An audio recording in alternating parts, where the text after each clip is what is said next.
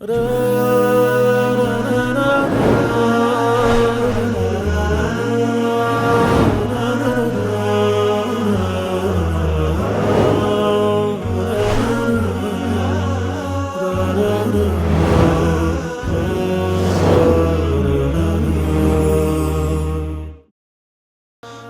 አካባቢ የሚኖሩ ሰዎች የእስልምና ተከታይ አይደሉም።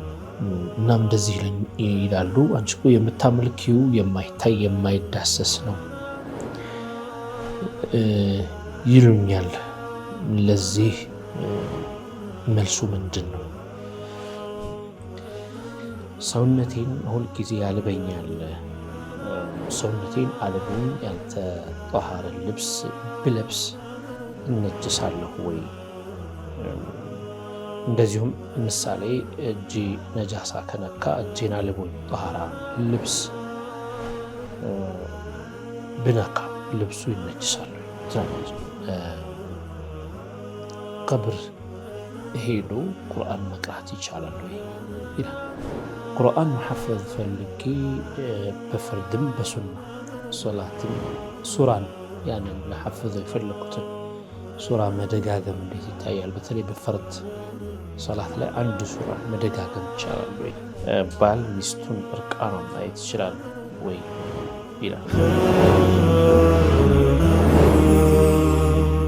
ብስሚላህ ራህማን ራሒም አልሐምዱሊላህ ወሰለላሁ ወሰለም ዐላ ረሱሊላህ ወዐላ አሊሂ ወሰሕቢሂ ወመንዋላህ። የተከበራችሁ የሱና ቴሌቪዥን የጠይቁ ፕሮግራም ተከታታዮቻችን ነው። ጠይቁ ፕሮግራማችን እንደተለመደው አሁን ይጀምራል። እስከ ፕሮግራማችን ፍጻሜ ድረስ አብራችሁን ቆዩ። መልካም ቆይታ ይሁንላችሁ ኢንሻአላህ።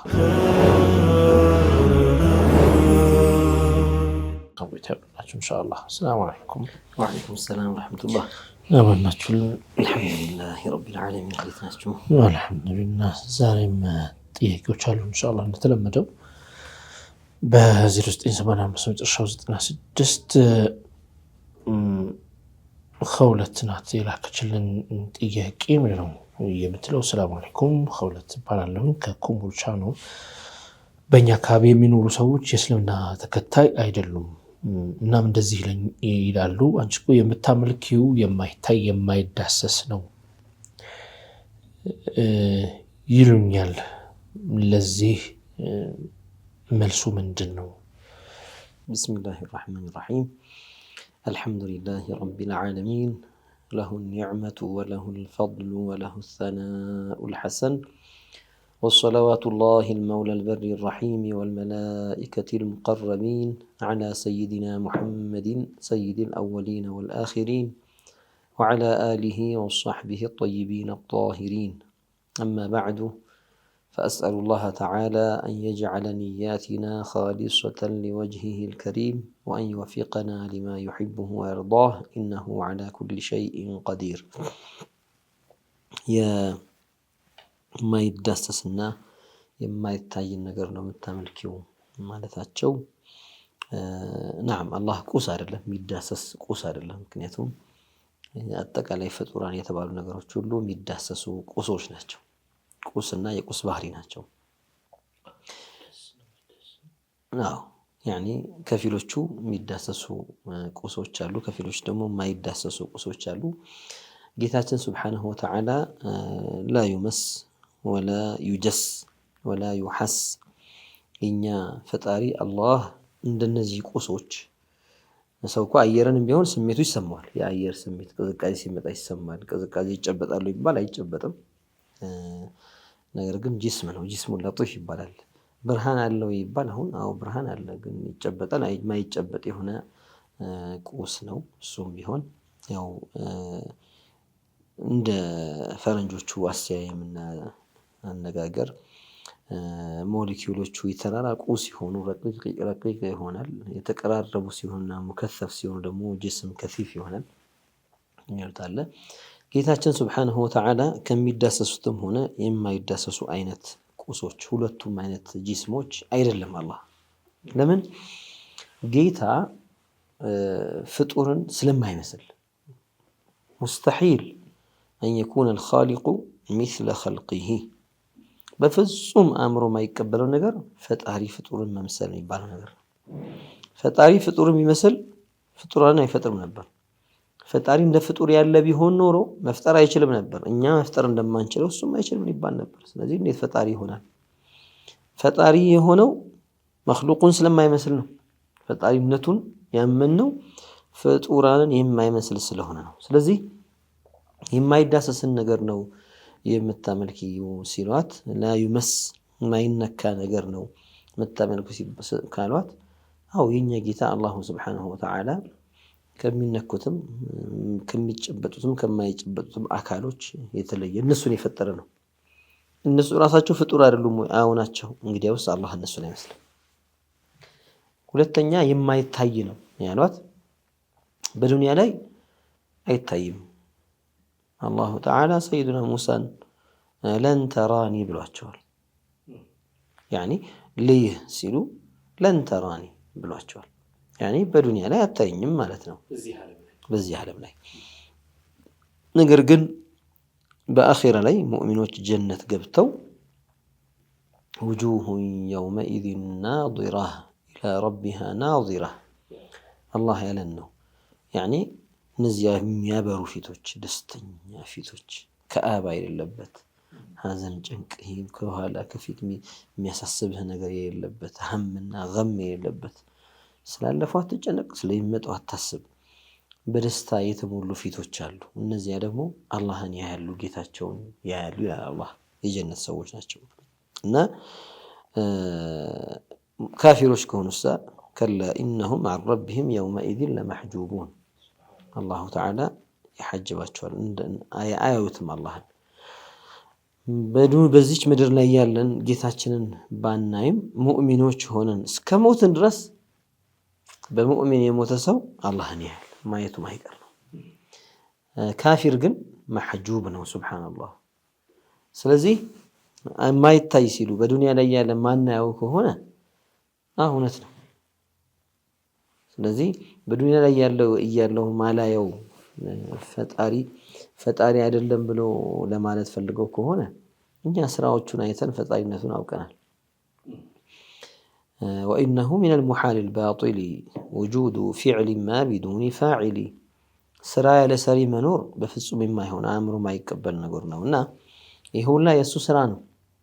ዓለሙ በጠቅላላ ሜዳው፣ ሸንተረሩ፣ ጋራው፣ ኮረብታው፣ ወንዞቹ፣ ባህሮቹ፣ ውቅያኖሶቹ፣ አእዋፋቱ፣ የባህር እንስሳቶች፣ የጫካ እንስሳቶች፣ እንዲሁም ደግሞ ዛፎቹ፣ ቅጠሎቹ፣ አበባዎቹ፣ አዝርዕቶቹ በየአይነቱ፣ ፀሐይ ወጥታ መግባቷ፣ ሰማይ ከላይ በዚህ ርቀት መንጠልጠሏ፣ ምድር ተዘርግታ ለሰዎች መኖሪያ ምቹ ሆና እሷ ከሷው መሬት ከዛው ከሷ ውስጥ ውሃ እየፈለቀ እየጠጡ ከሷው እህል እየበቀለ ከላይ ሰማይ እያዘነበች እንዲህ ምቹ የሆነ ንጹህ አየርን ደግሞ ያለ ክፍያ ለህፃን ለአዋቂ ሳይባል ሳይለይ በነፃ እየተከፋፈለ እየኖሩባት፣ ይሄ ስሪት የፈጣሪ መኖርን የጌታ መኖርን ቀጥተኛ አመላካች ነው።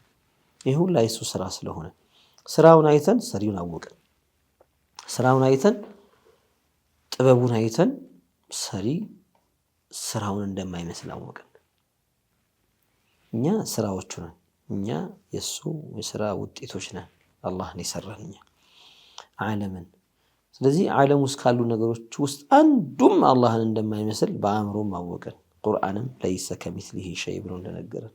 ስለዚህ እስልምና የሁሉም አንቢያ ሃይማኖት ስለሆነ ዲን ዓዚም ስለሆነ ዓቅልም መሰክርለታል እውነተኛነቱን።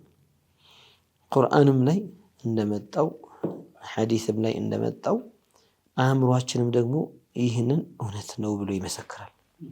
አማ ዒባደቱል በሸር ሰውን መገዛት፣ ቁስን መገዛት፣ የሚበላን የሚጠጣን የሚወለድን ሙሕታጅን ከሴት ማህፀን የወጣን የሚሞትን የሚደክምን የሚያረጅን የሚደማን የሚቆስልን ማምለክ ግን አእምሮ አይቀበለው። ምክንያቱም ሁወ ሚስሊ ከይፈ አዕቡዱ አይቀበልም አእምሮ አንዱ ፍጡር የፍጡር ጌታ ነው የሚልን ነገር፣ ፍጡር የፍጡር አምላክ ነው የሚልን ነገር አይቀበለው። አካል የአካል አምላክ ነው የሚልን ነገር አይቀበለው። አእምሮ እንዲህ አይነት ነገር አይቀበልም። የአካላት ፈጣሪ የሰዎች ፈጣሪ ሰው አይደለም፣ አካል አይደለም። የፀሐይ ፈጣሪ ፀሐይ አይደለም፣ የሰማይ ፈጣሪ ሰማይ አይደለም። የመላእክቶች፣ የአጋንንቶች፣ የእንስሳት የነዚህ ነገሮች ሁሉ ፈጣሪ ከነሱ ውስጥ አንዱንም አይመስልም። ይሄ ልብ የሚመሰክርለት አቅል የሚቀበለው ሰሊም የሆነ ንጹህ አእምሮን ያሰራ ሰው ይደርስበት የሆነ እምነት ነው። ከነቢያት እምነት ጋርም ደግሞ እሳቸው እነሱ ያመጡትም ይሄንኑ ስለሆነ ማለት ነው። ስለዚህ ያው አንዳንድ ለማደነጋገሪያ መስሏቸው እንዴት አንቺ የማይጨበጥ ነገር ታመልኪያለሽ ካሏት የሚገርመው የሚጨበጥን ቁስ ማምለካችሁ ነው። የሚገርመው የሚደማ ደም የሆነ ደም ስር የተዘረጋለትን ፍጡር ሐድ የተደረገለትን ገደብ የተወሰነለትን ከላይ ቁመቱ በዚህ ጎኑ ይሄን ያክል ውፍረቱ ይሄን ያክል ስጋ አጥንት ደም ምናምን ተቀነባብሮ የተሰራ ነገር አምላክ ማለታችሁ ነው። የአምላክ ልጅ ማለታችሁ ነው። አእምሮ ማይቀበለው ፍጡርን በፍጹም የማይመስለን አምላክ መገዛት ግን እጅግ ፍጹምነት ያለውን አምላክ መገዛት ግን ይሄ ትክክለኛ ነው ብላ መለስ ይችላል። ተርባቸው አሁን እሱ የሚሳነው ነገር የለም ሲል አንድ ጊዜ ሰማሁትና የሚሳነው ነገር ስለሌለ ማህፀኗ ውስጥ ገባ። ምክንያቱም ለሱ ሁሉም ነገር ቀላሉ ነው፣ ይችላል። ፈጣሪ ስለሚችል ምንም የሚሳነው ነገር ስለሌለ ነው እንደዛ ያደረገው። ይህንንም የሰው ልጆችን ሊያድን ነው እያለ ሲሰብክና ሲያስተምር ሰማሁትና በቃ ማለት በዛ እምነት የሚከተሉ ሰዎች እንደዛ ነው በቃ ማለት እና አሁን እነዚህን ሰዎች ማስረዳት ማለት ይሄ ዋጅቡል ዐቅሊ ሙስተሒል ጃኢዝ የሚባሉ ነገሮችን በደንብ አለመረዳታቸው ነው ለዚህ ያበቃቸው። ዶክተር ነው ያኒ የዐቅል ፍርዶችን በትክክል አያውቋቸውም። ስለማን ነው የምታወራው ሲባል ስለ ፈጣሪ። ፈጣሪ ፍጡር ይሆናል ወይ ቢባል አንድ ሰው ፈጣሪ ፍጹም ነው እንዴት ፍጡር ይሆናል ነው የሚለው እኮ። አእምሮ እኮ እንደዛ ነው የሚለው። ታዲያ እንዴት ብሎ መልሶ ምን ችግር አለ? ስጋ መሆን ከፈለገ ስጋ ፍጡር ነው አይደል? ስጋ መሆን ከፈለገ ስጋ ይሆናል ካለህ እኮ ፈጣሪ ፍጡር ይሆናል እያለህ ነው እኮ። ዋናው መሰረት እየናደ ይሄ የፈጣሪ ኃይል ነው እያለ ቻይነቱ ነው እያለ መግለጹ ራሱ ከላይ የገነባውን ነገር ንዶ ነው እዚህ ጋር የሚወርደው፣ ግን አይረዱትም። ለዚያ ነው ጀዘላሁ ዑለማ አልኢስላሚ ኸይራ ዋጅብ ሙስተሒሉን ሲያስተምሩት ሙምኪኑን ሲያስተምሩ ዋጅብ ማለት ምን ማለት ነው? ሙስተሒል ማለት ሙምኪን ማለት ምን ማለት ነው? ዋጅብ ዐቅሊ ያኒ ማ ላ የቅበሉ ልዐቅሉ ዐደመሁ አለመኖሩን ዐቅል ማይቀበለው በፍጹም ሲባል አሁን ከዚህ ጋር ከቁድራ ጋር አንጠልጥለህ አብረህ ከፈለገ ራሱን ያጠፋል እኮ አይባልም እኮ ወልዒያዙ ቢላሂ ተዓላ። ምክንያቱም አለመኖሩን መታጣቱን መጥፋቱን አእምሮ ማይቀበለው ነው ዋጅብ ብለሃል። ሁወ አላህ ወሲፋቱሁ ሙምኪን ስትል መኖሩም መጥፋቱም የሚያመች ነገር ነው፣ ሊገኝም ሊጠፋ የሚችል ቢቁድረቲላህ ይገኛል፣ ቢቁድረቲላህ ይጠፋል። እሱ በችሎታው ቻይ ነው፣ ሊያስገኘውም ሊያጠፋውም ይችላል። አላህ ማን ነው? ይሄ ክፍል አጠቃላይ ከአላህ ሌላ ያለ መክሉቅ የተባለ ሁላ ከዓርሽ ጀምረ እስከታች ድረስ መሀል ላይ ያለ ለምን አቅፎ ይህን ዩኒቨርስ በጠቅላላ ከዋክብቱ፣ ፀሐይ፣ ጨረቃን፣ የሰው ልጆችን፣ አጋንንቶችን፣ መላኢካዎችን፣ በራሪዎችን፣ አእዋፋትን፣ የባህር እንስሳቶችን፣ ጉንዳኖችን፣ ሚሳቡትን፣ ባለ በሁለት እግር የሚሄደውን፣ በአራት እግር የሚሄደውን፣ በመቶ እግር የሚሄደውን ተሳቢውን እንስሳ ሁሉንም አጠቃለው ይሄ መክሉቅ ነው። ሊገኝም ሊጠፋም ይችላል። አላህ በሻው ጊዜ ያስገኘዋል፣ በሻው ጊዜ ያጠፋዋል። በቁድረትህ ያስገኘዋል፣ በቁድረትህ ያጠፋዋል ትላለህ። طيب ሙምኪንን ያወቀ ሰው ሙምኪን ላይ ነው መገኘት መጥፋት የሚለውን ነገር የሚያስበው። ስለ አላህ ቁድራ ስለ ቻይነቱ ሲያወራ ከሙምኪን ጋር የሚያያዝ የቁድራ ስራዋ ምንድን ነው ከተባለ الإيجاد والإعدام ነው። አላህ በቁድረቱ يوجد ويعدم በችሎታው ያስገኛልም ያጠፋልም። ስለዚህ ቁድራ ስትል ከምን ጋር ነው የምታወራው? የአላህ ቁድራ ብለህ አሰሩ ምን ላይ ነው? አሰሩ ቁድረቲ ምን ላይ ነው ስትባል ሙምኪኖች ላይ ነው የሚገኙና የሚጠፉ አጠቃላይ ከአላህ ሌላ ያለ መክሉቅ በጠቅላላ ላይ ላ ዩቃል አላሁ ተዓላ ቃዲሩን አን የፍዐለ ዛተሁ ከዛ አን የጅዐለ ዛተሁ ጅስመን አይባልም። ወልዒያዙ ቢላህ ያኒ አላህ ራሱን ሴት ማህፀን ውስጥ ማስገባት ይችላል አይባልም። አይችልም ተብሎም ቃሉን አንጠቀመውም። ደግሞ አይችልም ይችላል ቢባል ነገር መቻል ማለት ምን ማለት ነው? ማዕናውን ያወቀው ሰው ቁድራ የቁድራ ማዕና ያወቀ ሰው ያኒ አልኢጃድ ወልኢዕዳም ነው ካለ እዛ ጋር መጥፋቱ ማንቀበለው ነገር ብለን ካስቀመጥን ካወራን ዋጅብ ዓቅሊ አላህ ወሲፋቱ ብለን እዚህ ጋር ሙምኪን ዓቅሊ ብለን ካወራን ሁሉም ከአላህ ሌላ ያለው ነገር በጠቅላላ። ሶስተኛ ደግሞ ማ ላ ዩተዓቀሉ ውጁዱሁ መገኘቱ በፍጹም አእምሮ ማይቀበለው ነገር በቃ አእምሮ ይህን መገኘት አይቀበለውም። ሸሪክ ሊላህ ሙስተሒል አን የኩነ አላሁ ጅስመን ሙስተሒል ለአላህ አጋር መኖር፣ ለአላህ ሚስት መኖር፣ ለአላህ ልጅ መኖር፣ አላህ ስጋ መሆን፣ አጥንት መሆን፣ ደም መሆን፣ ማህፀን ውስጥ መግባት፣ የፍጡር የአካል ባህሪ መኖር ይሄ በጠቅላላ ሙስተሒል ብለህ በፍጹም አእምሮ ማይቀበሉ ብለህ ካስቀመጥከው ስለዚህ ጉዳይ ይህንን ገልብጠህ ሙምኪን አድርገህ አታወራም። እንደገና ሙስተሒል ያልከውን ነገር በፍጹም አእምሮ የማይቀበለው ያልከውን ነገር አምጥተህ ምን ችግር አለው አላህ ቻይ አይደለም ወይ ብለህ ሙምኪናት ውስጥ አታስገባውም። መሆን የሚችሉ ነገሮች ውስጥ ብለህ አታስገባው። ስለዚህ እነዚህን ነገሮች ባለመማርና ባለማወቅ ነሷራዎች ምን ቅሷ እንጂ ከዛ ሌላ ምን ያውቃሉ? በአብዛኛው ክስተቶች ናቸው። እንዲሆኑ እንዲተከስቶ እንዲሄዶ እንዲመጡ እንዲያለው እንዲተመለሰበት እንዴ አህካም መሰረታዊ የእምነት አህካሞች አሏቸው ወይ ብትል የለም። ቢኖር ኖሮ ما كانوا يعبدون جسما تذكرኛ قواعد ቢኖራቸው ኖሮ አካል ባልተገዙ ነበር። ተሳሳቱ አሳሳቱ። አልহামዱሊላህ على نعمة الإسلام። ስለዚህ እኛ ምናምነው ጌታ አላህ ፍጡራንን የማይመስል አካል ያልሆነ አካል መሆን የሚባለው ነገር አእምሮ በፍጹም የማይቀበለው ከፍጡራን እጅግ ፍጹም የሆነ ጌታ ነው ብለህ ማመን ይሄ ነው ነጃ የሚያወጣው። ነሷራ እዚህ ጋር ስለሳቱ ገደል ገቡ። አጠቃላይ በነገራችን ላይ አጠቃላይ ከኢስላም ውጪ ያሉ እምነቶች ሁሉንም ብትሰበስባቸው ከኢስላም ውጪ ያሉ እምነቶች እምነት ብሎ የሚይዘው ሁሉንም ብትሰበስባቸው በአላህ ጌትነት ማንነት ላይ በተከሰተ ስህተት የወደቁ ናቸው። እዛ ውስጥ የሚገቡ አንዳንድ ህግጋቶች ምናምኖች አህካሞች ምናምን ግድ የለም። ግን ዋናውን ነገር የሳቱት ምንድነው? ከፊሎቹ አላህን የሆነ ነገር ላይ ይገባል ብለው ሲያምኑ ልክ እንደ ነሷራ ዒሳ መርየም ውስጥ ገባ እና ዒሳ ነው ተወለደ አሉ። እሱ ራሱ ነው አሉ። እሱ ልጅ ነው ይላሉ፣ እንደኔ ራሱ ነው ይላሉ። አይ የተለያየ ነው። ሌሎቹ ደግሞ አይጥ ውስጥ ገባ ይላል ሲፈልግ፣ ሌሎቹ ላም ውስጥ ገባ ይላል።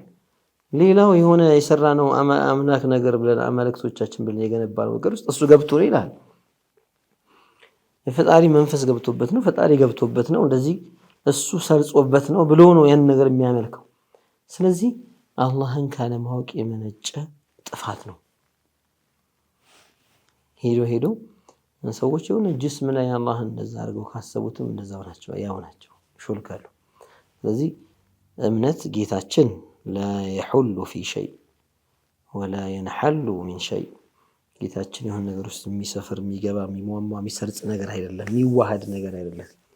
ከሆነ ነገር ውስጥ የሚወጣ የሚነጠል የሚለይ ነገርም አይደለም፣ የሚከፈል ነገር አይደለም። ليس أبا ولا ولدا አባት አይደለም ልጅ አይደለም። ليس أصلا ولا فرعا የአንድ ነገር መሰረት ነው አይባልም፣ ወይም ከአንድ ነገር የወጣ ቅርንጫፍ ነው ወይም ከዚያ የወጣ የተፈለቀቀ ነገር ነው አይባልም።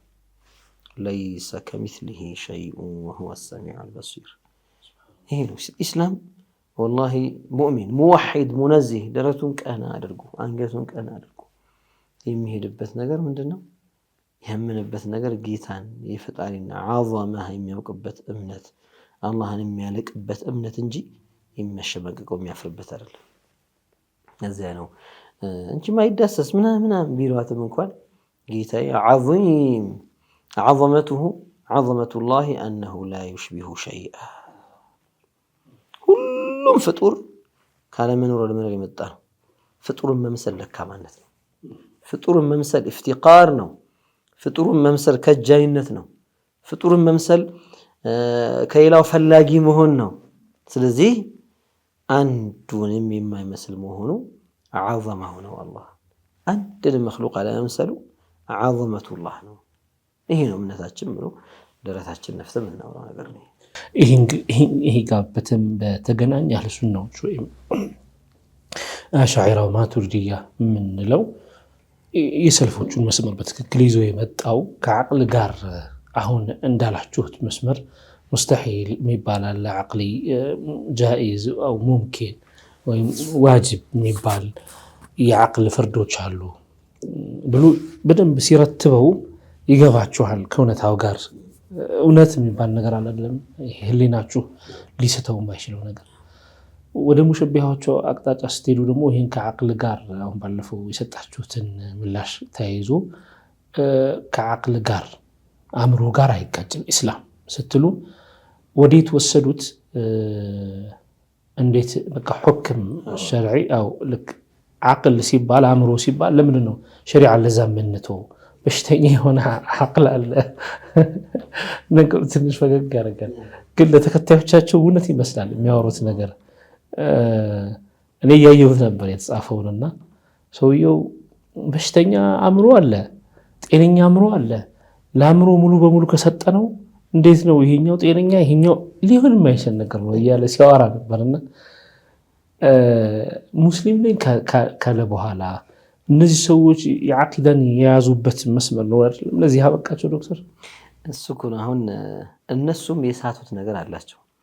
ይህንን ነገር ዋጅብ፣ ሙምኪን፣ ሙስተሒል ብለው ዑለማዎች ያስቀመጡትን በጣም የበሰለ አካሄድ ለአእምሮ በጣም ቀላል የሆነ እኛ የምናወራው ስለ ጤነኛ አእምሮ ነው፣ ስለ እብዶች አይደለም የምናወራው።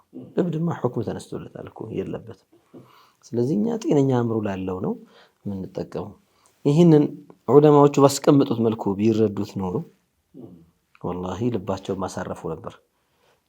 ግን ነሷራው፣ የሁዱ፣ ቡዝዩ፣ ሂንዶሱ፣ ሌላው ምናምኑ ይህን ነገር በፍጹም አልተጠቀመበትም።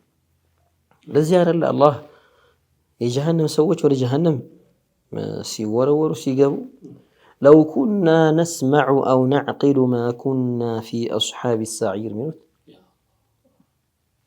ለው ኩና ነስመዑ አው ነዕቂሉ ሀል ከዘበሁም ላህ። ይሄ አሁን ይሄ ነገር አይ ዓቅል ምንም ዋጋ የለውም ተባሉ አልተባሉም። ቁርአን ላይ ያሉት ነገር ኢቅራር ሆኖ መጣልን አይደል? ስለዚህ ይሄ ናዕቂሉ ሲሉ ምን ማለታቸው ነው? አእምሯችንን በትክክል አሰርተነው ቢሆን ኖሮ፣ አእምሯችንን በትክክል ጠቅመነው ቢሆን ኖሮ ነጃ እንወጣ ነበር፣ ከእሳት ሰው አንሆንም ነበር። አእምሮን በትክክል ያሰራ ሰው አይደል እንዴ ሙዕጅዛን አይቶ ሚስሉ ሃዛ ላ የስዱሩ ሚን ካዚብ ፈኢዘን መን ሰደረት ሚንሁ ሃዚሂ ልዓጂበቱ መን ظهرت على يديه هذه العجيبة የኩኑ ነቢይን ብሎ የሚቀበለው አእምሮ እኮ ነው። በቃ ሙዕጅዛ የሚባልን ነገር ሲያይ ከነቢይ ወይም በተዋቱር ሲነገረው በጣም ብዙ ሰዎች ሲነግሩት ነቅለን عن አካቢር ወይም ደግሞ عن ጀመዕ ነቅል እያደረገ ብዙ ሰው ከብዙ ሰው እያስተላለፈ ሲመጣ ወይም በአይኑ ሙዕጅዛውን ሲያይ ምን ይላል? እንዲህ ያለው ነገር ከውሸታም ሰው አይታይም። ይህ ሰው እውነተኛ ቢሆን ነው እንዲህ አይነት ነገር እጁ ላይ የታየለት። እንግዲያውስ የሚለው ነገር ሐቅ ነው አልቀበለው የሚለው እኮ አእምሮን አሰርቶ ነው። ከይፈ ይቃል አእምሮ እንዴት ቦታ የለውም ይባላል? ያው የሚደበላልቁ ሰዎች አሉ። እነዚህ አው ህዝቦቻቸውን ወይም ደግሞ እዛ አብሯቸው የሚቀመጡ ምናልባት ሼኾቻቸው እንደዚህ ከሆኑ ተላሚዞቹ እንደሚሆኑ ማሰብ አያቅትም። ያኒ አስተማሪዎቻቸው እንዲህ አይነት ግግር የሆነ አእምሮ ያላቸው ከሆነ ድፍድፍ ያለ ድርቅ ያለ ጃሚድ የሆነ እዛ ያሉ ሰዎች ምን ሊሆኑ ነው? ከነሱ የተሻሉ ወይስ የባሱ? በአብዛኛው የባሰ ነው የሚሆነው። ኢላ መን ረሒመሁላህ ላ ይሄስ አይሆንም ብሎ የሚወጣ ጥቂት ነው የሚሆነው። ስለዚህ አትባዑም በዚያው እነሱ እንዳቦኩት ነው የሚቦከውና የሸሪዓን ሁክም ሙሉ ለሙሉ ለዓቅል ይተው ብለናል አላለም። አሕካሙ ሸሪዓ ላ ትትረኩ ሊልዓቅል ኩሉ አሕካም ሸሪዓቲ ቢልወሕይ ይላሉ። በእጅቲሃድ የተደረሰበት እንኳን በወሕይ መሰረቱ ተቀምጦ ከሱ ላይ ተወስዶ ነው። በወሕይ መሰረቱ ተቀምጦ ከሱ ላይ ተወሰደ ነው። ያኒ ኩሉ አሕካም ላ ደኸለ ሊልዓቅል ፊሃ ይላሉ። ልውጁብ ወልእስትሕባብ ወልነድብ ወልኢባሓ ወልከራሃ የሚባሉት እነዚህ ፍርዶች ዋጅብ ነው፣ ይወደዳል፣ ይጠላል፣ ሐራም ነው፣ ሙባሕ ነው፣ ፍቁድ ነው የሚባሉ እነዚህ ጠቅላላ 5 ፍርዶች ሁሉም ከሸሪዓ የተወሰዱ ናቸው ይላል። ሁሉም ቢላ እስቲስናእ አንዱም ቢሆን ይሄ ዓቅልይ ብለህ የምትወስደው የለም። ሁሉም ይላሉ። ከዚያ ባሻገር እኛ ዓቅላችን ግን ሸሪዓ ያመጣውን ነገር ሐቅ ብሎ ይመሰክርለታል ነው እያልን ያለ ነው። ዲናችን ያመጣውን ነገር ዓቅላችን ይፈርድለታል። ከዚያ ባሻገር ማዕቁላት የሚባሉ ነገሮች አሉ። ቁርአን ላይ አላህ ወደ ዓቅላችን እንድንመለስና አእምሯችን እንድናሰራ እንድናስተነትን ያዘዘን። እነዚህ ነገሮች ሰዎች በአእምሯቸው ስለሚደርሱባቸው ነው። ሶላት 5 ሆነ በአእምሮ የሆነ ስሌት አስልተህ 5 ጋር ደርሰህ አይደለም። በቃ هذا شرعي انتهى الله ፈጣሪ ነው ባዘዘ ታዛለህ። 5 አውቀት ሶላት ስገድ። ሱብሕ 2 ረክዓ፣ ዙሁር 4፣ ዓስር 4፣ መግሪብ 3፣ ዒሻ 4። ለምን ብለን እኛ አስልተን እንዲህ ስለሆነ ይሄኛው ከዚህ ጋር ሲደመር እንዲህ ስለሚመጣ የሚባል ነገር የለም።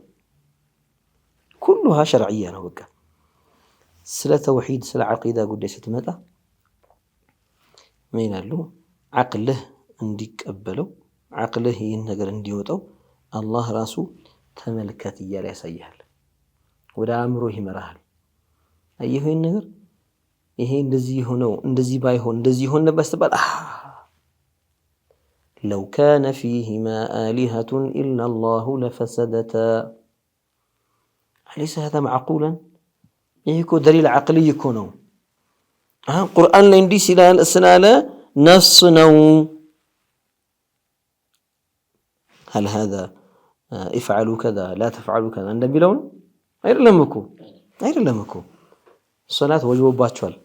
ሐጅ አድርጉ ወሊላሂ ዐለ الناس حج البيت من استطاع إليه سبيلا ሚለውና لو كان فيهما آلهة إلا الله لفسدتا ሚለው ሁለቶቹ አንድ አይነት ነው መልእክታቸው አይደለም።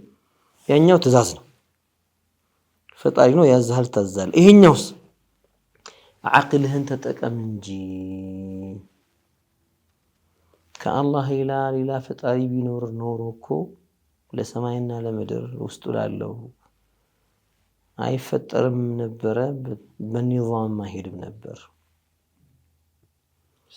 ለማ ውጅደታ ፈንተወመታ ማለት ነው። እንዲህ ተገኝቶ በስርዓቱ ባልሄደ ነበረ። አሁን ተገኝቶ በስርዓቱ መሄዱ አንድ ፈጣሪ ብቻ ስላለው ነው። እስኪ ይህን ነገር ልዘርዝረው፣ እንዴት አድርጌ ልበት ነው። 2 ቢሆን ኖሮ አንደኛው ከአንደኛው ፍላጎቱ ይለያይ ነበረ። የግድ ካልተገናኘም አትልም። መለያየት ሲባል ነገርም ይኖራል፣ የተለያዩ ስለሆነ።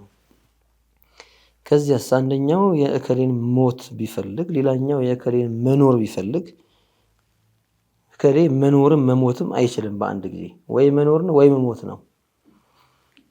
ከኖረ የዚያኛው ፍላጎት አልተሟላም፣ እንዲሞት የፈለገው። ከሞተ እንዲኖር የፈለገው ፍላጎቱ አልተሟላም። ስለዚህ ከሁለት አንዱ ነው የሚሆነውና አንዱ ሲሆን አንዱ ሊሸነፍ ነው። ስለዚህ 2 አምላክ የሚባል ነገር ሙስተሒል ነው ማለት ነው። እንዲህ ያልክ ወደ አእምሮ አምጥተህ በትነህ የምትረዳው ነገር ነው። እነሱ ግን ይሄን ነገር ፍጹም አይፈልጉትም። በነገራችን ላይ ራሳቸው ሲሸወዱ ታያቸዋለህ። ይሁን ነገር ይሉና እስኪ አሁን ይሄን አእምሮ ይቀበለዋል ይሉሃል እየተከራከሩ። እስኪ ከላይም ያልሆነ ከታችም ያልሆነ ከፊትም ያልሆነ ከኋላም ያልሆነ ከቀኝም ከግራም ያልሆነ እስኪ አሁን የአእምሮ ይቀበለው ይለዋል። እንደዛ ነው የማይሆን ነው የሚያወሩት ይላል። የማይሆን በምን ልኬት አሁን ወደ አእምሮ መልሶት ነው። እስኪ አሁን እንደዚህ ነገር አእምሮ ይቀበለው ይላል። እንዴ ቅድም አእምሮን ይሰራል ስትል ነበር እንዴ? አሁን ምስክር አድርገህ የምትጠራው ደግሞ ና እፈልግሃለሁ የምትለው ደግሞ ምን ፈልገህ ነው? አሁን አይሰራም ስትል ነበር እንዴ? እንደ አእምሮ ከፈለክ አዎ አእምሮ ይቀበላል። አንተ ወይ ከታች ወይ ከላይ ወይ ከግራ ወይ ከቀኝ ወይ ከፊት ወይ ከኋላ ነው የምትሆነው። ሰማይ ከላይም ከኛ በላይ ከኩርሲይ በታች አይደል? አቅጣጫ አላት። መሬት ከኛ በታች ከታችኛው መሬት ግን በላይ ነች ያለችው። ስለዚህ ሁሉም መጠን ያለው ገደብ ያለው ወሰን ያለው ነገር ሁላ ምን አለው? አቅጣጫ አለው። ከመጠን ከወሰን ከቅርጽ የጠራ ጌታ አላህ በምን አድርገህ በአቅጣጫ ትገልጸዋለህ? ይህንን ኩባያ ጆሮ ቤት በኩል ነው ያለ ይባል፣ በእኔ በስተቀኝ በኩል ይባላል አይደል? የምጠጣበት ፓርት ይባል በተለምዶ ሰው ጆሮውን ይዞ እንደሚጠጣው ወደ እኔ በፊት ለፊት አቅጣጫ ይባላል። የእሱ ተቃራኒ በዚያኛው አቅጣጫ ይባላል። ይሄኛው በዚህ አቅጣጫ፣ የታችኛው በላይ፣ አፉ የኩባያ ወደ ላይ አቅጣጫ ነው ያለው ይባላል። ሐጅም ስላለው ከሌሎች ነገሮች ጋር እየተነጻጸረ አቅጣጫ ይሰጠዋል። 6 አቅጣጫ መጠን ልክ ስላለው ማለት ነው። አላሁ ስብሓነሁ ወተዓላ ጀለ ጀላሉሁ ከዚህ መጠን ከቅርጽ የጠራ ስለሆነ ቁስ ስላልሆነ ፍጡሩን ስለማይመስል ከፍጡሩ ከአቅጣጫም ከቦታም ስለማይፈልግ በዚህ አቅጣጫ ብለህ አትወስነውም። አላህ ከአቅጣጫ የጠራ هذا يقبله العقل። እንዲሁም እናንተ ወራን የሚመለስባችሁ አሁን ይሄ አእምሮ ይቀበላል የማይሆን ነገር ስትሉት የነበረው የማይሆን ሳይሆን የሚሆን ነገር ይሄ ነው እንደው ስላልገባችሁ እና እንግዲህ ወደ አቅላችሁ የሚመለሰው አላህ ያርጋችሁ ኢንሻአላህ። ተመልካቾቻችን እየተከታተላችሁ የነበራችሁ ጠይቁ ፕሮግራማችንን ነው። ያው ጥያቄው ትንሽ ሰፋ ያለ ትንታኔ የሚፈልግ ስለሆነ ነው። አሁን የረፍት ሰዓታችን ላይ ደርሰናል። ካፍታ ቆይታ በኋላ ተመልሰን እንገናኛለን። ጠብቁን ኢንሻአላህ።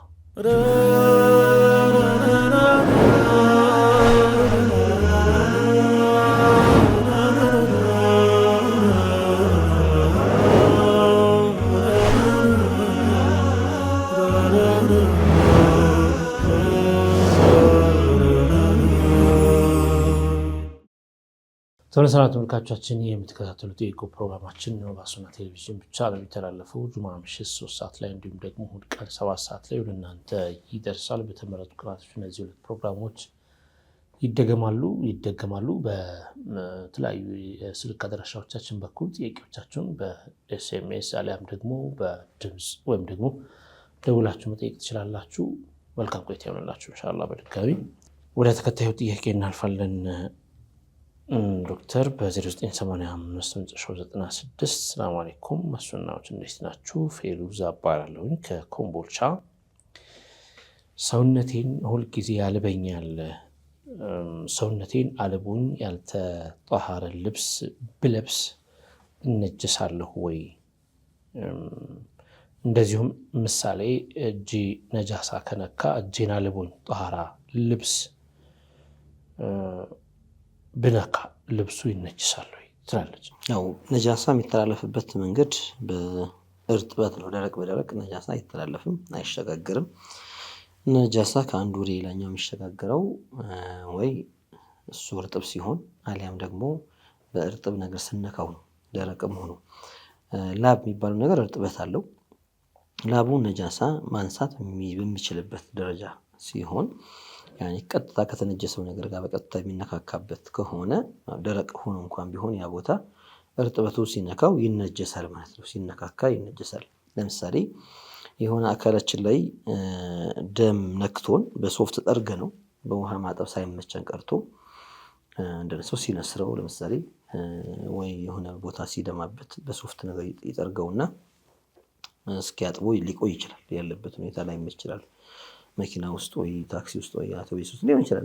እንደ ሁኔታው አልሙሂም ከጊዜ በኋላ ያ ቦታ ያልበዋል ወይም እጁ በጣም ላብ የሚበዛበት ሰው ያንን ቦታ ይነካዋል። ያ ቦታ محكوم عليه بالنجاسة مثلا ተነጅሷል ተብሎ ፍርድ የተፈረደበት በፍርድ በሁክም ነጃሳ ነው። ስለዚህ እርጥብ ነገር አምጥተን አጅነቢ የሆነ ላብ ይሁን ሌላም ነገር ቦታው ላይ ካስነካ ነው ወይ ሌላ ውሃ አምጥተን ጠብ ብናደርግበት ያ እርጥበት ነጃሳው እንዲተላለፍ ያደርጋል ማለት ነው። ስለዚህ ላቡ በምን ያህል ልክ ነው ያን ነገር ነጃሳውን በሚነካበትና በሚያስተላልፍበት መልኩ ከሆነ አው ሁክሙ እንደዛ ነው። እዛ ደረጃ አይደርስም የሚባልበት ሁኔታ ከሆነ ደግሞ ሁሉ ሰውነት ላይ ያለበው ይችላል። እንደዚህ የተወሰነ አካሉ ላይ ብቻ ላብ የሚበዛበት ሲሆን ከነጃሳው ጋር የሚነካካው ፓርት ላብ ኖሮ ማይነካካ ከሆነ ምንም ችግር የለውም። ያው ምንም እንኳን አንዳንድ ማዕፉዋት ምንላቸው ነገሮች ቢኖሩም ማዕፉዋት ምንላቸው ለምሳሌ ስቲጅማር እናደርጋለን አንዳንድ ጊዜ በደረቅ ነገር በሶፍት ባለ ነገር ገጠር ላይ በብዛት እንደምናየው በድንጋይና መሳሰሉት ስቲንጃ ይደረጋል ሸርጡን ጠብቆ ማለት ነው ውሃን ሳይጠቀም። ከጊዜ በኋላ ያ ቦታ ላይ ላብ ያልበዋል። ላብ ካላበው በኋላ ከለበሰው ልብስ ጋር በተለይ ከውስጥ ልብሶች ጋር ይነካካል። እንዲህ አይነቱ ማዕፉ ዐንሁ ይባላል የሚታለፍ ይባላል። ለምንድነው ሲባል ያኒ ሰዎች በብዛት የሚፈተኑበት ወይም የሚያጋጥማቸው ነገር ነው በሚል። ከዚያ ውጪ ግን ከእንዲህ አይነት ነገሮች ውጪ ከሆነ ግን ለምሳሌ ሰውነቱ ላይ ነጃሳ ኖሮት ወይም የተነጀሰ ልብስ አምጥቶ ለብሶት ضروري አይደለም ለብሶት ከሰውነቱ የሚወጣው ላብ እርጥበት ያንን ቦታ አበሰበሰው አረጠበው። ስለዚህ ምን ሆነ ማለት ነው ከዚያ እርጥበት ጋር ሲነካካ ሰውነቱ ይነጅሰዋል። ሙቀት በሚሆንበት ሰዓት ለምሳሌ ልብሳችን ይረጥባል።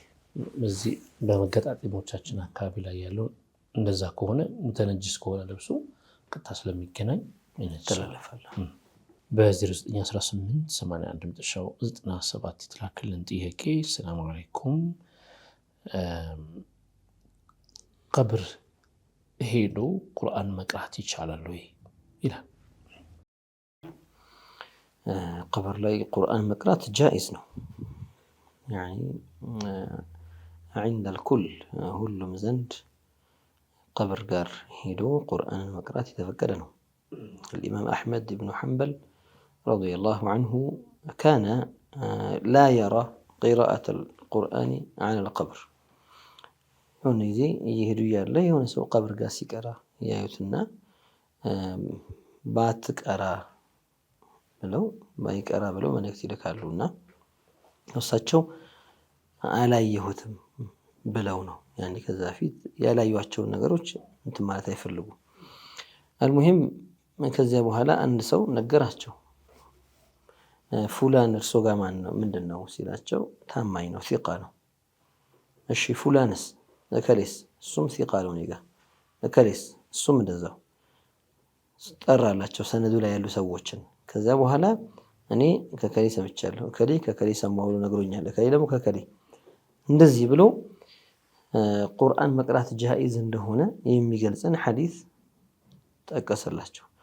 እንግዲህ ሂድና ቅራ በሉ ተብሳቸው يعني قولوا له ليقرأ አሉ። ስለዚህ ቁርአንን እዛ ቦታ ላይ መቅራት ክልክል ነው ብለው የሚያስቡ ሰዎች በጠቅላላ በቃ حرام ነው ብለው የሚያስቡ ሰዎች ተሳስተዋል። ትክክለኛ አስተሳሰብ አይደለም። እንኳን ቁርአን ቅጠሉ እንኳን ተስቢህ አድርጎ መይቱ ተጠቅሟል ረሱል አለይሂ ሰላቱ ወሰለም በነገሩ። ዑለማዎቹ ነብዩ ያደረጉትን ነገር አይተው ይሄ خاص بالنبي ነው አላሉ። خاص بهذه الحال يعني بمن عرف أنه يعذب በቃ እየተቀጣ እንደሆነ በመናቀው ሰው ብቻ የተለየ ሁክም ነው ወይም ነብዩ ብቻ የሚያደርጉት ነው ሌላ ማንንም የሚያደርገው አይደለም አላሉ። إنما أخذوا من هذه الحادثة من هذه القضية كتكستوا النجر من وسدوا استحباب غرس الشيء الأخضر على القبر عصيب الرطب يا زنبابا قرنጫፍ زنطاي قبر ላይ መትከል ሌላም ነገር ካለ አረንጓዴ ነገር መትከል ሙስተሐብ ነው ብለው ከነብዩ ስራ ይሄን ወሰዱ። ይሄ ረሱል አለይሂ ሰላቱ ወሰለም ከሰሩ ስራ የወሰዱት ነው። አንዳንዶች ማደናገር ይፈልጋሉ። هل تعرف أنه يعذب ምናምን ይሉሃል። እየተቀጣ እንደሆነ አውቀሃል አንተ እንደ ነብዩ አላህ ሳይቷል እንደዛ የሚሉት ነገር አላቸው። ዑለማዎቹ ቅያስ አድርገው የወሰዱት እነዚህ ሰዎች በምንም ለዲኑ የማይበጁ ሰዎች ናቸው። ሱብሃንአላህ ቅያስ አያውቁ ያኒ መቂስ عليه ይባል ነገር ለይተው አያውቁ። መቼ ነው ቅያስ የሚደረገው የሚለውን አይለዩ። ما هو خاص بالنبي عليه الصلاة والسلام وما ليس خاصا به አይለዩ። ሱብሃንአላህ ቁርአንን በመቅራት እዛ ቦታ ላይ ሄደህ አለይሰት السكينة تنزل በላ ሰኪና እዛ ቦታ ላይ መውረዱ እዛ ቦታ ያለው ሰው እንዲጠቀም ያደርገውም ያደርገዋል። ስለዚህ ረሱል አለይሂ ሰላቱ ወሰላም ከሰሩት ከዚያም በኋላም ሱሐቦች ከሰሩት ካዘዙት إذا مت فاقرأوا عند رأس قبري كذا وكذا فواتح البقرة وخواتمها የሱረቱ አልበቀራን መጀመሪያና መጨረሻዋን ቀብሪ ጋር ሆናችሁ ቀሩልኝ ብለው አደራ ካሉት ወካነ يقرأ فلان ተብሎ ከሱሐቦች የሚቀሩ የነበሩትን የጠቀሱት ይሄ ሁላ ማስረጃ ነውና ምንም ችግር የለውም ቀብር ጋር ሄዶ ቁርአን መቅራት። ዛሬ ሰው እየተቀበረ ያለ በጣም ጥሩ ዓዳ ዑለማዎች ከድሮ ጀምሮ ያደረጉት የነበረ ሱረቱ ያሲን፣ ሱረቱ ተባረክ፣ ኢኽላስ፣ ሙዓዊዛት ይቀራል። የተወሰኑ ስዋር ቀሲሮች መስወር ቀሲራ ይቀራሉ እዛ ጋር እና ሱብሃንአላህ እኛ ያልነው እንጂ ሌላው ትክክል አይደለም የሚሉ ቡድኖች መጡና ምን ማድረግ ጀመሩ? ያሲን የሚቀራውን ሰው ያስቆሙትና ከዛ እዛ ጋር ቆሙ ጩኸት ይጀምራሉ። እናንተ ሰዎች እንደዚህ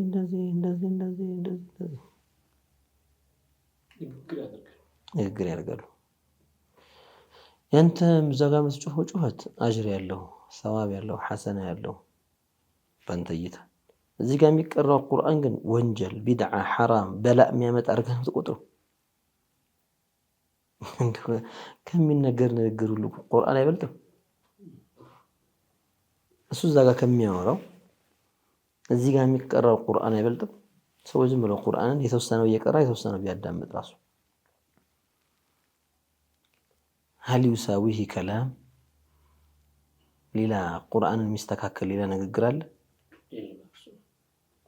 አንተ እዛ ጋር የምታወራው ወሬ ጧዓ ጀነት የሚያስገባ ሰዋብ የሚያስገኝ ጂሃድ ባንተ እይታ፣ ይሄኛው ደግሞ ቢድዓ፣ ሐራም፣ ከቢራ፣ ዲንን ማበላሸት፣ አላሁ አክበር እንደዛ አድርገህ መገንዘብህ ይህ ሰውዬ ምን እንደሚወጣው አላውቅም። የቂያማ ቀን ከላሙላህ ሲቀራ መጥፎ ነው የሚል እሱ ግን ሲናገር ሰዋብ ያለው አድርጎ የሚቆጥር ሰውዬ ማለት ነው። እና እንዲህ አይነት ሰዎች መተውብናል ዛሬና ቁርአን የሚቀራን ሰው ሲያዩ ይገላምጣሉ። ስለዚህ ቁርአን የቀራው እና ቁርአንን መቅራት ሐራም አድርገው ወንጀል አድርገው ቢድዓ አድርገው ክልክል አድርገው ጀሃነም የሚያስገባ አድርገው ያዩታል። ቁርአንን መቅራት ያሲን ብለህ መቅራትን ጀሃነም የሚያስገባ ስራ አድርገው ይቆጥሩትና ይደበድቡ ሁላ ቢነሳም አለ። አንዳንድ ቦታ በድብድብ በማስፈራራት ሁላ አስቁመዋል።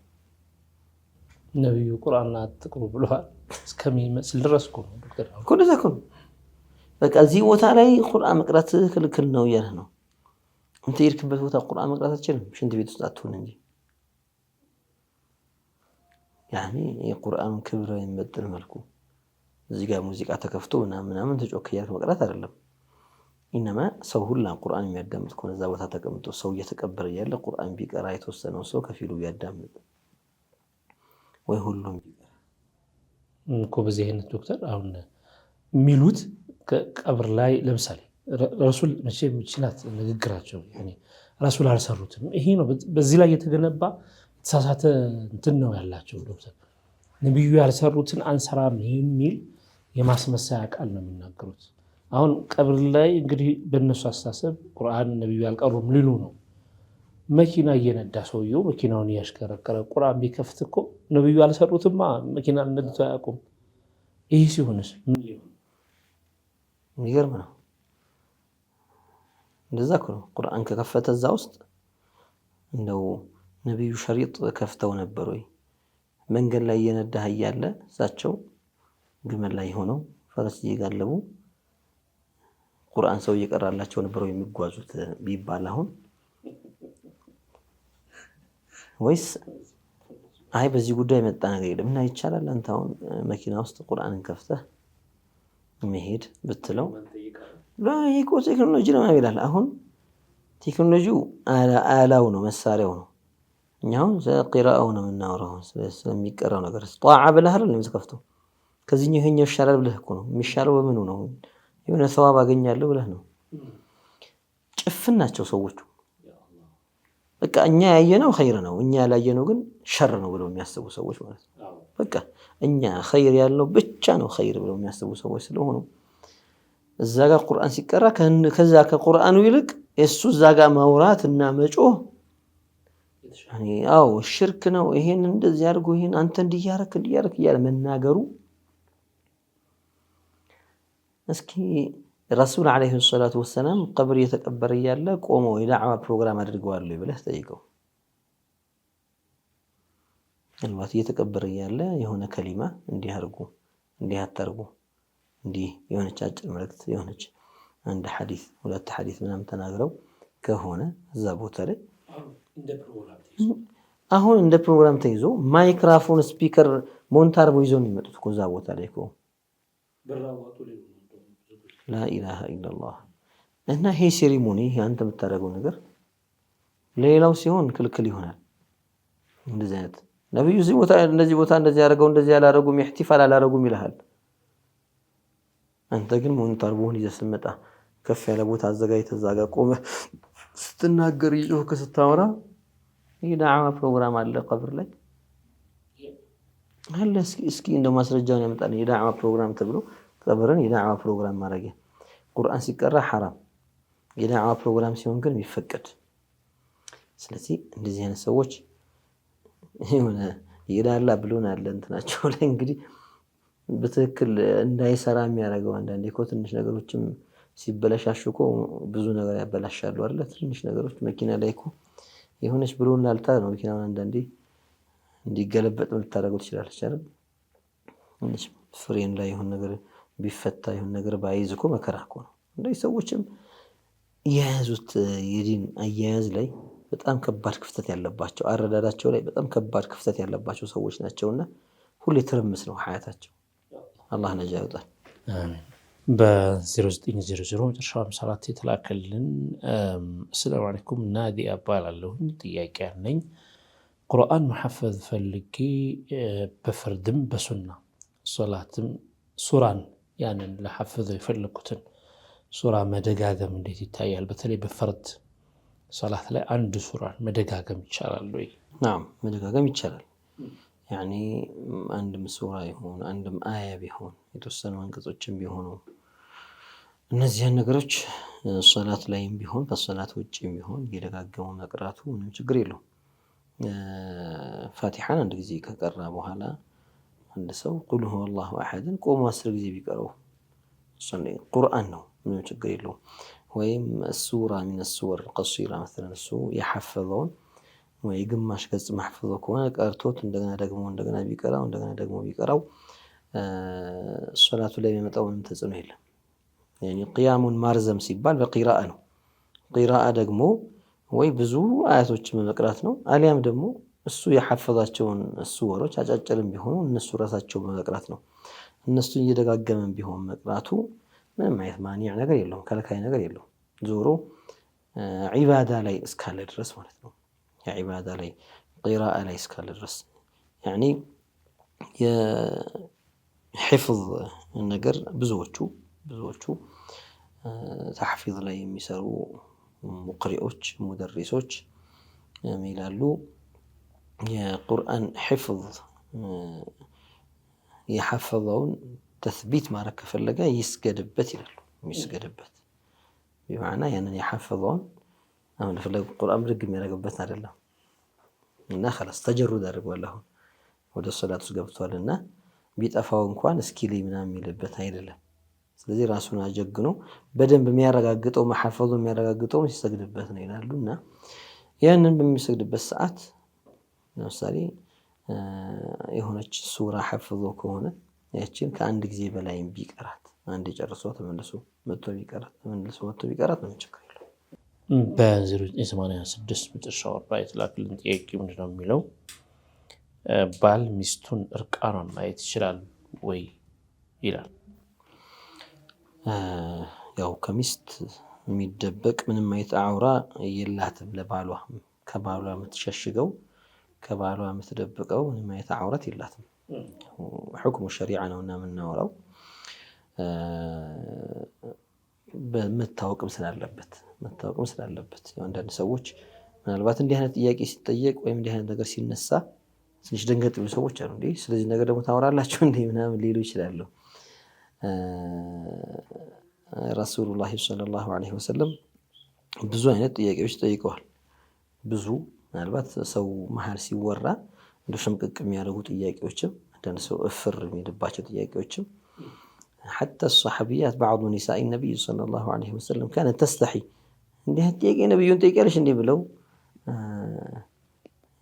ሲጠያቂዎቹን ሴቶች የአንሷር ሴቶችን ጎተት ያደረጉበት ሁኔታ አለና የሁክሙ ሸርዒ መታወቅ ስላለበት እስልምና ላይ ተሸፋፍኖ ተደባብቆ የሚያልፍ ነገር ስለሌለ نعم ሁሉም ቦታ አለው ግን በጥቅል በተለይ እንደዚህ አይነት መሳኢሎችና ሁክማቸውን ማወቅ ጠቃሚ ስለሆነ ሴት ባልና ሚስት አብረው ቢታጠቡ ገላቸውን አንዳቸው ሌላቸውን ቢያዩ ምንም አይነት ክልክል የለውም።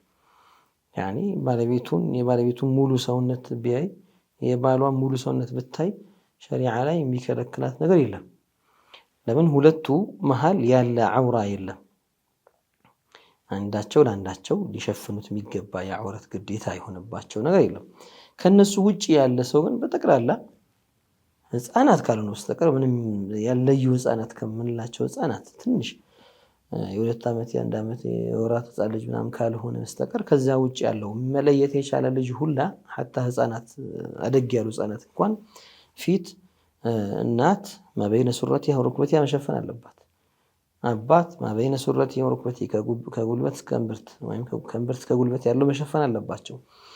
ወንድ አጠቃላይ የትም ቦታ ቢሆን ከጉልበት እስከ እምብርት ድረስ ያለው መሸፈን አለበት።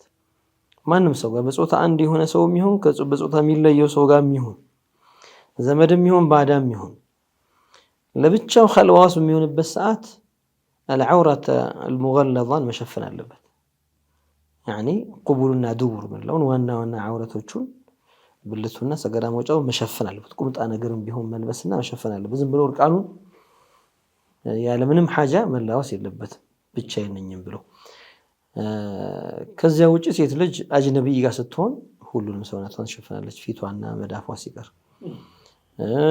መሐሪሞቿ ዘንድ ስትሆን ከጉልበት እስከ እምብርቱ ያለው መሸፈን ግዴታ ይሆንባታል። ባሏ ፊትሳ ምንም አውራ የላትም። ምንም ማለት ይሄን መሸፈን አለብሽ መተባለበት የላትምና ይቻላል፣ ክልክል አይደለም ማለት ነው። ሐያ እንዳለ ሆኖ አዳብ እንዳለ ሆኖ ቦታው ነው አይደለም የሚለውን يعني ሂሽማ የሚባለው ነገር እንዳለ ሆኖ ያን እንደተጠበቀ ሆኖ ሁክሙ ሸርዕ በዚህ መልኩ ይብራራል። ያው እነዚህ ነገሮች የሚያሳዩት ያ ምንም ነገር ያለ ዕውቀት እንዳይሰራ አይከዛ يعني ሁሉም ዲን الاسلام ደስ የሚለው يعني ሁሉም ነገሩ በዕልም የተካነ ነው፣ የታቀፈ ነው፣ የተደራጀ ነው። የሚጎልብን ነገር የለም። እያንዳንዱ ሐረካችን ሁክም አላት እስላም ላይ። እያንዳንዱ ሐረካችን ቤት ውስጥ ባልና ሚስት የሚያደርጉት ልጅና አባት የሚያደርጉት ከጎረቤት ጋር የምታደርገው ከዘመዶች ጋር የምታደርገው ከንግድ ከስራ ከተገናኛቸው ሰዎች ጋር የምታደርገው ከባዳ ከዘመድ ጋር የምታደርገው አጠቃላይ ግንኙነትህ አጠቃላይ ከጧት ተነስተህ እስከምተኛ ድረስ ባለው ጊዜያት የምትሰራቸው ስራዎች ሁሉ ሁክም አላቸው።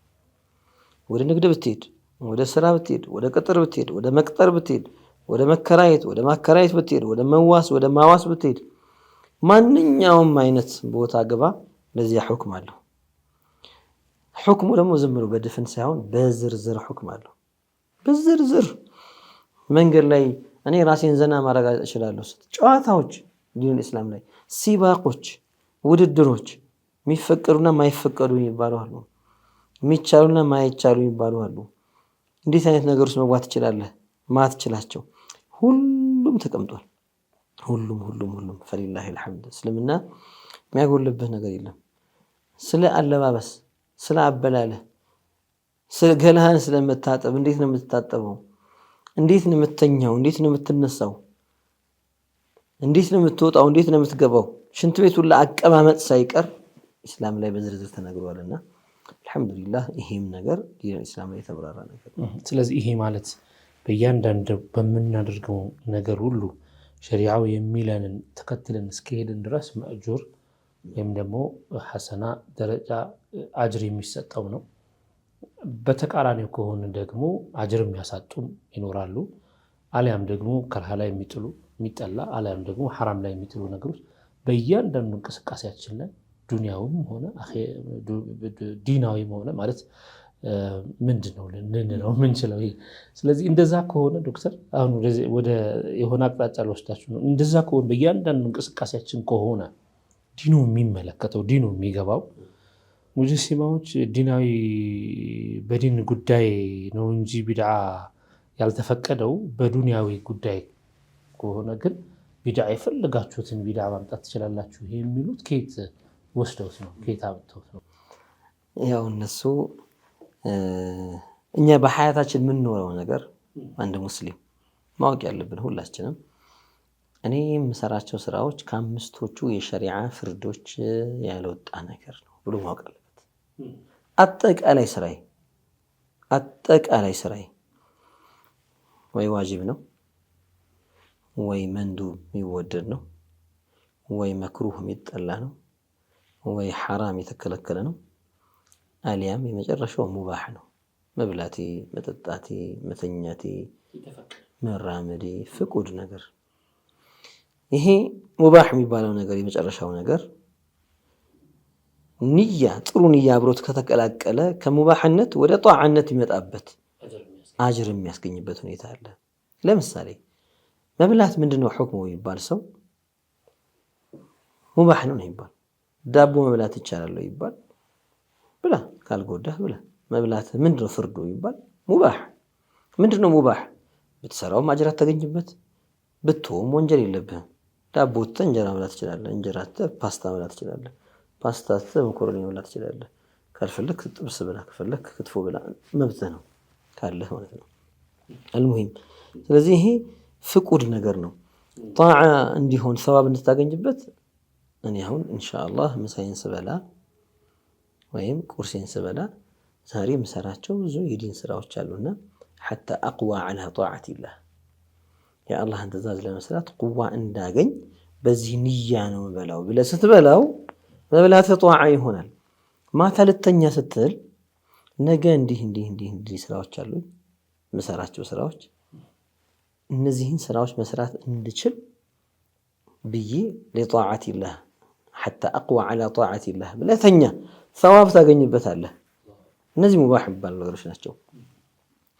እሺ የዱንያ ነው የምናምን ነው እያሉ የሚለያዩ ሰዎች ቢድዓን በተመለከተ አይ ይሄኛው እኮ እንዲህ ስለሆነ ነው ይሄኛው እንዲህ ስለሆነ ነው የሚሉ ሰዎች እነዚህ የምጠቅሳቸው ነገሮች ከአምስቱ የዲን ፍርዶች ውጪ ናቸው ወይስ ከነሱ ውስጥ አንዱ ናቸው ብለው አይ ካለ ከዚህ ጋር ማውራት የማያስፈልግም። ምንድነው ደግሞ የዲን ፍርድ ሊሆን ይችላል? ምናልባት ያኒ አምስቶቹ የዲን ፍርዶች ቅድም የጠቀስናቸው ወይ ዋጅብ ነው አሁን የምሰራው ስራ፣ ወይ ሙስተሐብ ነው፣ ወይ ደግሞ መክሩህ የተጠላ ነው፣ ወይ ሐራም ነው፣ አሊያም ደግሞ ሙባህ ነው። መኪና አሁን ምን ውስጥ ይገባል ይባል? ሙባህ ውስጥ ይገባል። ሙባህ ውስጥ ይገባል። እሺ ቤት ውስጥ የምንጠቃቀማቸው ቁሳቁሶች ሙባህ ውስጥ ይገባሉ። አንተ ምንጣፍ ላይ ልተኛ ትችላለህ፣ ፍራሽ ላይ ልተኛ ትችላለህ፣ አልጋ ላይ ልተኛ ትችላለህ፣ መደብ ላይ ልተኛ ትችላለህ፣ ኬሻ ላይ ልተኛ ትችላለህ፣ እንደፈለከው። የትኛውን መምረጥህና መጠቀምህ ለአንተ ሙባህ ነው አይደል? ስለዚህ በኬሻ ጉዳይ ዲን ያገባውም ይባላል ሙባህ ነው ብሎ ፍርድ ሰጥቷል እኮ። በአልጋ ጉዳይ ላይ ዲናዊ ሁክም የለም ይባላል አይባልም እኮ ሙባህ ነው የምትባለው። በመልበስ የምትለብሰው ልብስ ሱሪ ለበስክ ጃኬት ለበስክ ምንባብ የሚፈል ኮትና ሱሪ ለበስክ ይቻላል? አዎ ይቻላል። ምንድነው ሁክሙ? ሙባህ ነው። ያን ሊአስቱረ ቢሂ ዐውረቲ ብለህ ስትነይትበት አጅር ታገኛለህ። ሹፍ ብልህነት። እሺ ሐር ለበስክ ወንድ ሆነ ሐራም ሆነብህ። ስለዚህ ከመልበስህ ጋር ከመብላትህ ጋር ከመኪናህ ጋር ከመተኛህ ጋር ከመራመጃህ ጋር ከጫማህ ጋር ከህይወትህ ጠቅላላ ነገሮች ጋር የዲን ፍርዶች ተያይዘዋል። ምን ብለህ ነው አውጥተህ ይሄ ዲን አይደለም የምትለው? ነዓም ከነዚህ ውስጥ ጣዓ የምትላቸው ነገሮች አሉ፣ ሙባህ ሆኖ መጠቃቀም የምትላቸው ነገሮች አሉ እንጂ ሁሉም ሸሪዓዊ ፍርድ አላቸው። ስለዚህ ዱንያዊ ከሆነ ይቻላል፣ አኺራዊ ከሆነ አይቻልም የሚለው ዝም ብሎ ባዶ ዝም ብሎ ምንም መሰረት የለውም። ምንም መሰረት የለውም። ያልገባቸው ዲናዊ ቀዋዒዶች አሉ። አላህ ይጠብቀን። ሱኡል ፈህም በልየቱ ሚነል በላያ። አላህ ይጠብቀን። የተሳሳተ ግንዛቤ ዝም ብሎ ጥራዝ ነጠቅ ነገር ጫር አድርጎ ይዞ መጥቶ የማይሆን ቦታ ይለኩሰዋል። ማይገናኝበት ነገር ላይ እንደዚህ አይነት ቅያስ የሚገባባቸውና ማይገባባቸው ቦታዎች ተብለው ሁክም ፉቃዎች የሚናገሩባቸው ነገሮች አሉ።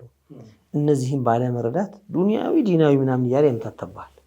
ዝም ብሎ ለእውነታው ላለመገዛት ላለመረታት በቃ የሆነ መውጫ ፍለጋ ማለት ነው። መውጫ ፍለጋ።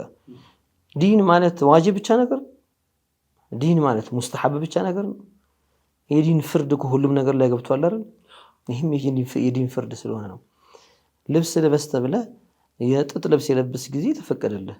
ሐር ስለብስ ሐራም ወንጀል ላይ ወደቅህ እኮ። ስለዚህ ባለባበስ ጉዳይ ለራሱ ዲን የሚያዝህና የሚፈቅድልህና የሚከለክልህ ነገር አለ ማለት ነው። መርሐባ። እንግዲህ ዶክተር በጣም ጠቃሚ ማብራሪያ ሰጣችሁ። ባረከላሁ ፊኩም። በርካቶች እንደተጠቀሙበት እርግጠኛ መሆን ይቻላል። ለሰጣችሁን ሸሪዓዊ ማብራሪያ ለሁላችንም በሱና ቴሌቪዥን ስም አመሰግናለሁ። ፕሮግራማችን ስም ኢንሻአላህ የተከበራችሁና የተወደዳችሁ ተመልካቾቻችን እየተከታተላችሁ የነበራችሁ ጠይቁ ፕሮግራማችንን ነው። በሱና ቴሌቪዥን ብቻ የሚተላለፍ ፕሮግራማችን ሲሆን ጁሙዓ ምሽት 3 ሰዓት እንዲሁም ደግሞ እሑድ ቀን 7 ሰዓት ወደ እናንተ ለተመልካቾች ይደርሳል። የእናንተ ጥያቄ ወደ እናንተ፣ በዚህም በርካቶች ተጠቃሚ እንሆናለን። አብራችሁን ስለነበራችሁ እና ስለተከታተላችሁን እጅግ አድርገን እያመሰገንን እንሰናበታችኋለን። በቀጣይ እስከምንገናኝ ኢንሻአላሁ ተዓላ ወሰላሙ አለይኩም ወረሕመቱላሂ ወበረካቱሁ።